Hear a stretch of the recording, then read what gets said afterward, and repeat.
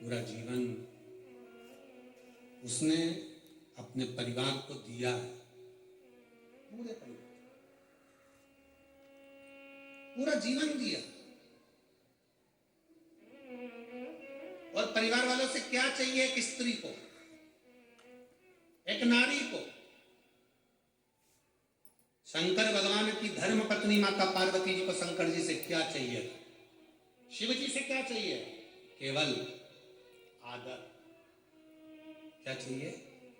सम्मान, आदर। 33 कोटि देवता में कोई देवता ऐसा नहीं जिन्होंने अपनी धर्म पत्नी को इतना आदर दिया हो जितना शंकर भगवान ने पार्वती को दिया है।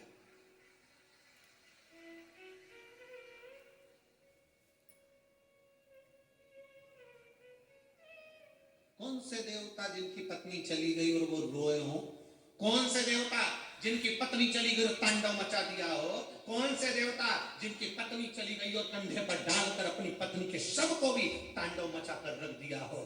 कितना करते थे शंकर सती से कि कंधे पर शव डालकर उसका तांडव मचा कर रख दिया और अपनी पत्नी को ऐसे समाप्त नहीं होने दिया। शक्ति पीठ के रूप में आज भी भारत में विद्यमान कर रख दिया। क्या चाहिए स्त्री को? स्त्री तुम्हारे लिए जीती है, काम तुम्हारे लिए करती है, पूरा घर तुम्हारे लिए संभालती है, बच्चों को बड़ा तुम्हारे लिए करती है, परिवार को संजोकर चलती है। एक नारी को चाहिए क्या? केवल एक पुरुष के द्वारा, चाहे पति हो, पिता हो, जेठ हो, देवर हो, बेटा हो, चाहे घर का नाती पंथी हो, चाहे जमाई हो, चाहे दामाद हो, एक स्त्री को केवल सम्मान चाहिए, आदर चाहिए, आदर की वाणी चाहिए, सम्मान के शब्द चाहिए, उसे और कुछ नहीं चाहिए। सम्मान। 33 कोटि देवता में देवताओं ने भाई अपने पास में अपनी देवियों को बिठाया होगा, अपने पास बिठाया होगा। आप देखिए, माता लक्ष्मी भगवान नारायण के पास में है, उनके चरणों में है। ब्रह्माणी जी के पास में है, राम जी के पास में सीता है, कृष्ण कन्हैया के पास में राधा जी हैं, 7 देवता के पास में सारी देवियां हैं, उनके नजदीक में है। केवल एक शंकर भगवान है जो अपनी पत्नी को अपने पास में नहीं, अपने से ऊंचे बिठाते हैं। इसलिए शंकर के मंदिर में पार्वती का स्थान ऊंचा होता है। शिव जी से ऊंचा पार्वती का स्थान है। उज्जैन चले जाओ, महाकाल बाबा जमीन पर विराजमान है और पार्वती मैया ऊंचे स्थान पर। सोमनाथ चले जाओ, माता पार्वती ऊंचे स्थान पर बैठी हैं। आप ओंकारेश्वर चले जाओ, माता पार्वती ऊंचे स्थान पर बैठी हैं। शंकर भगवान के मंदिर में पार्वती मैया का स्थान ऊंचा है क्योंकि शंकर भगवान अपनी पार्वती को ऊंचे स्थान पर रखते हैं, आदर देते हैं, सम्मान देते हैं। और जिस घर में नारी का सम्मान होता है उस घर में कभी बरकत की कमी नहीं होती। इसलिए पार्वती मैया को शंकर भगवान ने सम्मान दिया तो उनके घर में रिद्धि भी आई, उनके घर में सिद्धि भी आई और उनके घर में बुद्धि भी आई। अगर जहां नारी का सम्मान होता है वहां रिद्धि, सिद्धि, बुद्धि तीनों आती है। आज के जमाने में अगर कोई नारी से पूछा जाए क्या चाहिए, केवल सम्मान। अच्छे से तो बोलो जी, प्रेम से तो बोलो। शादी में जा रहे हैं, गाड़ी लेकर घुड़ करते जा रहे हैं, चले जा रहे हैं, खाना खा के बस निकले ही थे और जो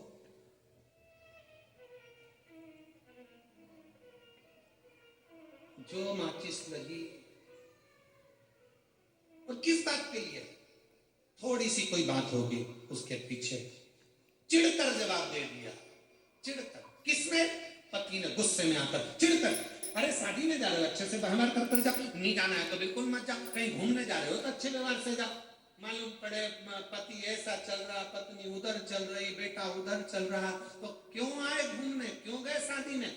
व्यवहारिकता, प्रेम। अभी कथा कह रही थी वस्तु और व्यवहार में सबसे ज्यादा जरूरी है, जम के बोलो, व्यवहार। तुम भले उसको चांदी की थाली में रोटी मत खिलाओ पर चांदी जैसे बोल तो बोलो रे, सम्मान के शब्द तो बोलो रे, इज्जत के वाणी तो बोलो। व्यवहारिकता खत्म।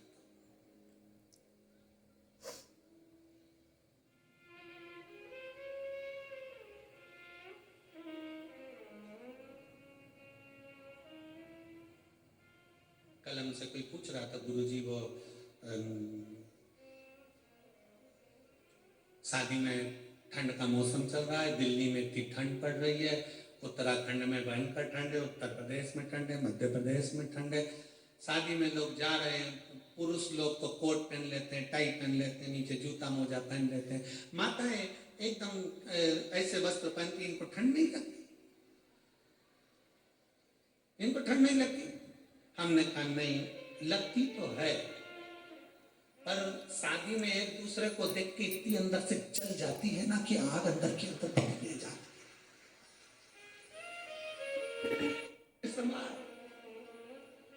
भीतर की अंदर इनको ठंड नहीं लगती। शिव पुराण कह रही है, अरे भाई क्यों जलना, क्यों ईर्षा रखना, क्या किसको रोइए, चादर तान के सोइए। आग लगे बस्ती में, अपन रहो मस्ती। जो जितना शब्द बोले उतनी खजूर वाली चोटी बनाओ डिजाइन की, और जोरदार बना बनू के। कोई तुमसे कहे पानी डालने आती, शंकर जी को जल चढ़ाने आती, ऐसा करती वैसा करती, जितना जितना बोले उतना उतना उसके सामने पानी का लोटा हाथ में लेके बड़ी डिजाइन में जा, बड़े प्रेम से। आग लगे बस्ती में, अपन रहो मस्ती में। क्या किसको रोइए, चादर तान के रोइए। अरे कई माताएं कहती, कई बेटियां कहती, अरे गुरुजी उसने ऐसा कह दिया, कई बहुएं कहती उन्होंने ऐसा कह दिया, उसने ऐसा बोल दिया, कई लड़के कहते उसने ऐसा कह दिया, उसने वैसा कह दिया। अरे दूसरे कहते रहेंगे तो क्या अपन जीना छोड़ देंगे? लोग अच्छा बोले बुरा बोले। क्रिकेट देखा है? बोलो तो जम के। क्रिकेट देखा है? फुटबॉल देखिए, हॉकी देखिए, कबड्डी देखिए, खो खो देखिए। मैदान में क्रिकेट हो रहा है, मैदान में फुटबॉल खेली जा रही है, मैदान में हॉकी खेली जा रही है, पूरा ग्राउंड खचाखच भरा है, सब चिल्ला रहे हैं, और क्रिकेट वाला अपना बैट और अपना बॉल चला रहा है। उसको मालूम है ये चिल्लाते रहेंगे और मुझे अपना कर्म करना है, इसलिए मुझे आगे बढ़ना है। दुनिया चिल्लाती रहेगी, अपशब्द करती रहेगी, ताने देते रहेंगे, गालियां देते रहेंगे, लोग चिढ़ते रहेंगे, आपस में बीच बीच में कुड़ते रहेंगे, पर अपने को अपना छक्का और चौका लगाते रहना और आगे बढ़ते रहना। अपन बढ़ो ना। उसने कुछ कह दिया, मुंह फुला के बैठ गया, उसने कुछ बोल दिया। पति आया दुकान से,